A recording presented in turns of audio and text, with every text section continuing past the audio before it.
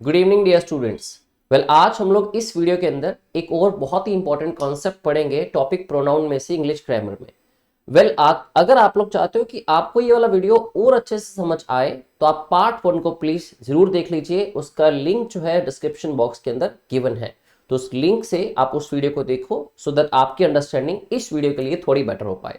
ठीक है, तो स्टार्ट करते हैं। प्रोनाउन के अंदर आज हम लोग पढ़ेंगे पोजेसिव एडजेक्टिव्स और पोजेसिव प्रोनाउंस। कई बार तो ऐसा भी होता है कि स्टूडेंट्स को लगता है कि जो वर्ड्स गिवन है माई, योर, हिज, आवर, ये सारे प्रोनाउंस ही होते हैं। देखिए ये प्रोनाउंस नहीं होते। ऑब्वियसली ये ऐसा इसलिए में लगता है कि इसको टॉपिक जनरली टॉपिक प्रोनाउंस के अंदर ही आपको पढ़ाया जाता है। उसका रीजन ये है कि अगर इनको पढ़ाएंगे पोजेसिव एडजेक्टिव को तभी हम बेटर अंडरस्टैंड कर पाएंगे पोजेसिव प्रोनाउंस को। दूसरा कारण ये भी है कि ये सारे प्रोनाउंस के साथ इंटरलिंक्ड हैं, जैसे कि आई के लिए ही माई आता है और वी के लिए आर आता है, तो इनको प्रोनाउन टॉपिक के अंदर ही डिस्कस कर लेना थोड़ा बेटर रहता है। ठीक है, तो समझिए पहले इन सबके यूजेज। ठीक है, अकॉर्डिंगली एक बहुत बड़ी मिस्टेक जो हम कर रहे हैं अपनी कॉन्वर्सेशन के अंदर, उसको आज हम करेक्ट करेंगे। ठीक है, ये वीडियो 10 मिनट का रहेगा, इसको आप लास्ट तक देखिए। और अगर आपको लगता है कि वो मिस्टेक आप भी करते हैं और उसका रीजन क्या है कि वो मिस्टेक हमें नहीं करनी है और कैसे उस सेंटेंस को करेक्ट बोलना है, तो आपको सारे रीजंस आज पता लगेंगे। राइट, जैसे कि आई के लिए पॉजेसिव एडजेक्टिव्स जो हैं वो पॉजेसिव एडजेक्टिव माई है, वी के लिए आर है, यू के लिए योर, ही के लिए हिज, शी के लिए हर, इट के लिए इट्स और दे के लिए देयर। इतना क्लियर है और श्योर है कि जब भी इनमें से कोई भी वर्ड आप पॉजेसिव एडजेक्टिव्स के कोई भी वर्ड को आप यूज करते हो तो आपको सेंटेंस में इन वर्ड्स के जस्ट बाद एक नाउन देखने को मिलेगा। जैसे कि अगर मैं कहूं दिस इज माई लैपटॉप, या फिर our house is situated near our friends, your salary can not satisfy your needs, वैसे ही हिज पर्सनैलिटी। जो भी आप सेंटेंस बना के देखेंगे उन सेंटेंसेस में अगर इन वर्ड को यूज करते हैं तो इन वर्ड्स के बाद हमेशा ही एक नाउन देखने को मिलेगा आपको। और ये अपने आप में डिटर्मिनर्स की एक प्रॉपर्टी भी है, क्योंकि डिटर्मिनर्स के अंदर ही आते हैं पॉजेसिव एडजेक्टिव्स और डिटर्मिनर्स हमेशा नाउन के पहले ही आते हैं। ठीक है, उस चीज को हम डिटर्मिनर्स के अंदर ज्यादा डिस्कस कर लेंगे। ऑन द अदर हैंड अगर आप देखते हैं तो यहाँ लिखे हैं कुछ पॉजेसिव प्रोनाउंस। वर्ड्स आपने भी सारे सुन रखे हैं, mine, ours, yours, his, hers, its and theirs. अब देखें तो फर्स्ट वर्ड दोनों का सेम है, possessive and possessive. That means दोनों का पर्पस कहीं ना कहीं सेम रहा होगा, टू शो पोजेशन। किसी की भी पोजेशन ओवर समथिंग अगर आपको दिखानी है तो आप पोजेसिव एडजेक्टिव्स या पोजेसिव प्रोनाउंस को यूज करते हो। ठीक है, ऐसे आपने प्रेपोजिशंस के अंदर सुना होगा कि जब यूज ऑफ का करते हैं तो वो भी क्या करता है, पोजेशन को शो करता है। ऐसे अगर आपने टॉपिक नाउन पढ़ा है तो नाउन के अंदर आपने सुना होगा जो एपोस्ट्रोफी एस का साइन है वो भी किस लिए यूज किया जाता है, लिविंग बीइंग्स के नाम के साथ, पोजेशन के लिए। तो मल्टीपल फैक्टर्स हैं, मल्टीपल कॉन्सेप्ट्स हैं पोजेशन शो करने के लिए। आज हमारा फोकस इन पे रहेगा। ठीक है, आज एक्चुअली मैं आपको मेन ये वीडियो क्यों शूट कर रहा हूं, ये मैं आपको पढ़ाना चाहता हूं। जो हम अक्सर सेंटेंस बोलते हैं कि ही is a good friend of mine, तो क्या हम ठीक बोलते हैं is a good friend of mine? क्या माइन ही होगा या कुछ और वर्ड होगा? ठीक है, उसका रीजन समझेंगे आज इस वीडियो में कि क्या करेक्ट होगा, क्या फ्रेंड ऑफ माइन ठीक है या नहीं है। तो सबसे पहली बात देखिए, अगर हम सिंपली बात करें, शायद आपके माइंड में क्वेश्चन आया या नहीं आया, लेकिन मैं जरूर डेवलप कर देता हूं कि अगर मैं एक सेंटेंस माई वर्ड से बनाता हूं, ठीक है, जैसे कि दिस इज माई बुक। ठीक है, अब इस सेंटेंस में एक चीज क्लियर होती है कि जिस भी पर्टिकुलर बुक की बात हो रही है, मैं कहना चाह रहा हूं कि उसके ऊपर मेरी पोजेशन है, ये मेरी बुक है। ठीक है, अब अगर वर्ड माइन को यूज करते हैं तो सेंटेंस कुछ इस तरह से बनता है, दिस बुक इज माइन। अगर आप यहां पे भी थोड़ा ध्यान दें तो माइन वर्ड को जब आपने लगाया तो आपने सेंटेंस में कोई ऑफ वर्ड को यूज नहीं किया, जबकि वहां हम कह रहे थे he is good friend of mine. चलो रिलेट करता हूं मैं। सबसे पहले मैं माइंड में क्वेश्चन ये डेवलप करना चाहता हूं आपके कि जब हमारा सेंटेंस माई वर्ड से हमने बनाया तो पोजेशन मेरी ही शो हो रही थी और उसी बुक की बात हो रही थी। हमने जब सेंटेंस माइंड के साथ बनाया तब भी पोजेशन मेरी ही शो हो रही थी और उसी बुक के ऊपर हो रही थी। तो क्वेश्चन ये अराइज होता है कि अगर माई के साथ सेंटेंस करेक्ट था, what was the requirement of developing और making possessive pronouns like mine? क्या जरूरत थी ग्रामेरियंस को वर्ड माइन बनाने की? ठीक है, इसका सारा रीजन आपके प्रोनाउन टॉपिक की डेफिनेशन में छिपा हुआ है। प्रोनाउंस की डेफिनेशन आपको पता होगा, the words we use at the place of nouns mainly why to avoid noun repetition. अब सपोज करो ये तो दोनों अलग अलग सेंटेंसेस थे, व्हाट इफ मैं एक ही सेंटेंस बनाऊं, this is my book not your book. अब अगर मैं इस सेंटेंस को एक बनाता, या फिर एक सेंटेंस के अंदर पैराग्राफ के अंदर बात हो रही है, तो अब ये पूरा एक ही सेंटेंस है, और एक सेंटेंस में आप देखें तो वर्ड बुक जो है वो रिपीट हो रहा है, ठीक है, और नाउन को रिपीट होने से रोकता है प्रोनाउन। टोटल 9 कैटेगरीज प्रोनाउन की हैं, हर कैटेगरी कहीं ना कहीं आपकी हेल्प करती है नाउन की रेपिटेशन को फिनिश करने में। तो आप योर बुक की जगह क्या लिख देते हैं यहाँ पे, योर्स, ठीक है। तो आपका सेंटेंस में पोजेशन भी शो हो गई उसी बुक के ऊपर, और आपका नाउन भी रिपीट नहीं हुआ, ठीक है। ये रीजन था पोजेसिव प्रोनाउंस को बनाने का। थोड़ा आगे चलते हैं, जो रीजन मैंने आपको बताया उसको थोड़ा एक्सप्लेन करता हूं आगे।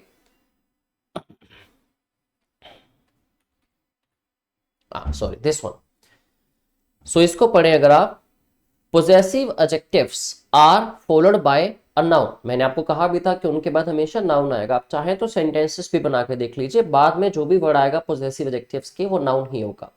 तो possessive adjectives are followed by a noun whereas possessive pronouns are not, जबकि possessive pronouns follow नहीं होते। अभी भी आपने सेंटेंस भी देखा कि जब मैंने योर बुक लिखा तो possessive adjective था योर, साथ में नाउन आया था, लेकिन दोनों की जगह जब मैंने योर्स लिखा तो बाद में कोई नाउन देखने को आपको नहीं मिला, और उसी नाउन की रिपीटेशन तो फिनिश करी थी योर्स ने, राइट।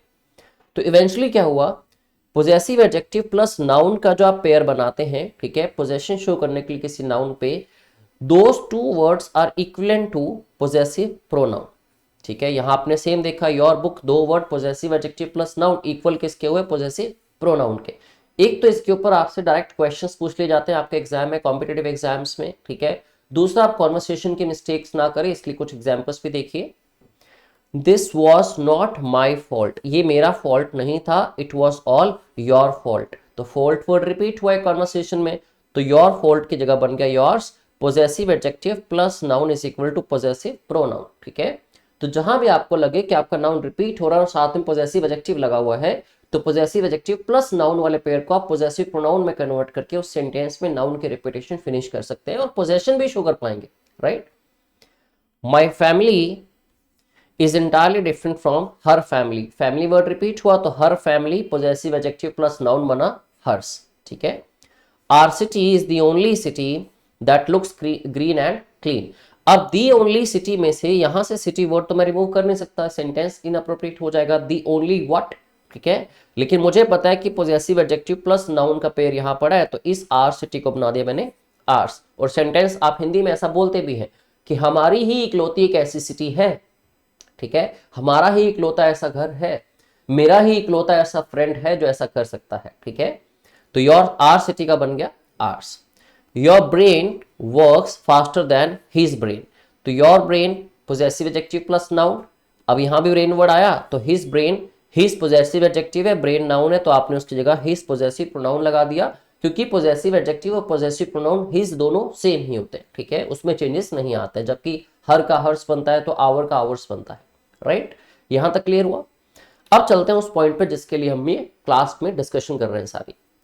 वेल, इस सेंटेंस को आप प्लीज ध्यान से समझिए। जैसे मैंने नाउंस के साथ कुछ प्रोनाउंस के एग्जांपल भी लिए to make you understand better.